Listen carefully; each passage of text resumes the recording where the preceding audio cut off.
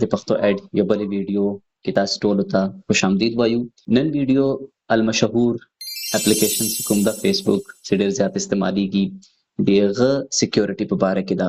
موږ هر انټرنیټ باندې چې کوم اکاونټس دي هغه موږ ډېر زیات سکیور ساتو. خو فیسبوک یو داسې اپلیکیشن ده چې اکثر خلک فریاد کوي شکوه کوي چې دا موږ فیسبوک اکاونټ چا هیک کړ. هغې کې ډېرې مسلې ډېرې اسانه طریقه درته ښیم. نن خپل فیسبوک اپلیکیشن ته به راسئ، هغې نه بعد دغه پاسې تاسې درې ډاټس ایښي لاسته هغې باندې به ټیپ کړئ. هغې نه بعد راسئ سیټینګز اینډ پرایویسي، سیټینګز اینډ پرایویسي باندې به ټیپ کړئ. هغې نه بعد به تاسې راسئ پرایویسي سینټر ته. تاسو وینئ پرایویسي سینټر. پرایویسي سینټر کې به تاسې خپل اکاونټ څنګه سیف سکیور کوئ. هغې نه بعد به تاسو ټیپ کړئ مینیج یور اکاونټس.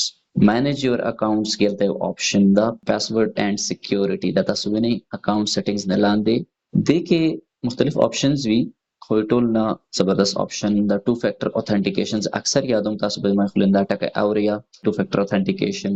هغې مطلب دای تاسې فیسبوک اکاونټ ته یا هر اپلیکیشن کې په هغه ټیک ټاک په هغه انسټاګرام یوټیوب هر یو انټرنیټ په دنیا کې نو هغې کې ټو فیکټر اوتھنټیکیشن مطلب دای چې که چاته د تاسې ایمیل او پاسورډ معلوم هم سي تاسې اوس یو بل لیر ایډ کوئ، یو بل شی ایډ کوئ یا خپل د لاګین په پروسس کې تاسې اکاونټ ته څوک نسي لاګین کېدل. ښه ماته وایي چې اکاونټ سلیکټ کړه، د کوم لپاره ته ټو فیکټر اوتھنټیکیشن آن کوې. ما دا خپل فیسبوک اکاونټ سلیکټ کړ. ټو مطلب دا ده چې دوه وارې به هغه پاسورډ ورکوي، صرف یو وارې به پاسورډ صرف نه ورکوي.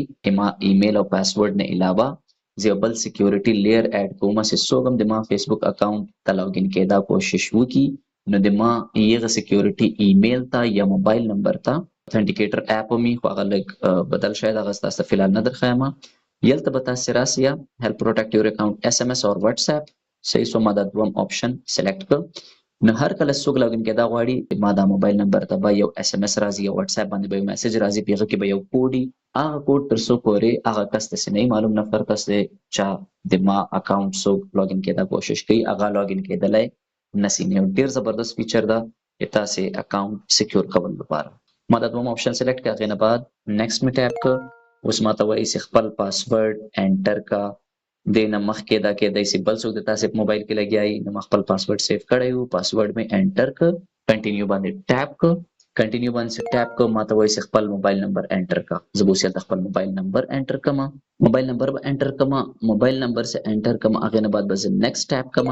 بیا به ماته په هغه موبایل باندې یو نمبر باندې پاسورډ راسي. هغه پاسورډ چې راسي او ټي پي 4 هندسې به وي، 5 هندسې چې هر څومره وي هغه چې ماته راسي هغه به زه دې کې انټر کړم او سیو به یې کړم. چې د دې نه وروسته پروسس صرف دغه لاندې بلو بټن چې ویني هغه به ټیپ کوئ.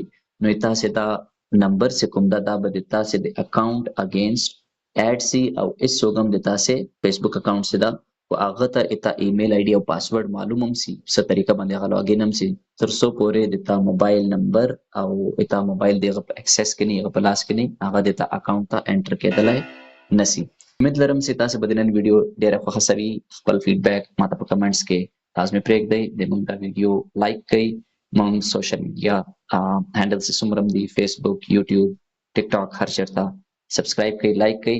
او که تاسو په خیال باندې دا ویډیو د بل چا لپاره کارآمد وي نو لازمي شیر کړئ. تھینک یو فار واچینګ. وینو به تاسې د پښتو اډ روانه بله ویډیو کې. تر هغه پورې السلام علیکم.